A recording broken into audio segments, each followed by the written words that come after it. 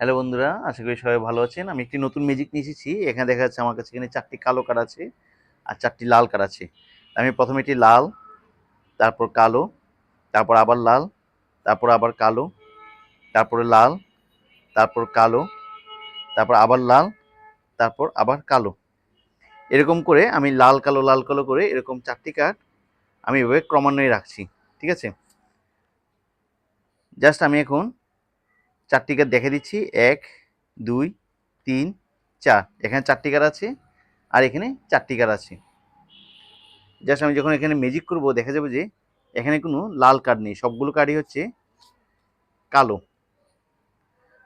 আবার আমি যখন এখানে একটু ম্যাজিক করলাম দেখা গেল এখানে কোনো কালো কার্ড নেই, সবগুলো কার্ডই হচ্ছে লাল।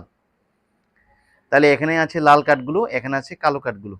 এখন আমি একটি কালো কার্ড নিয়ে এখানে রাখছি আর এখান থেকে একটি কার্ড নিয়ে আমি এখানে রাখছি। মানে লাল কালোর মধ্যে আমি একটা ইন্টার এক্সচেঞ্জ করে দিলাম।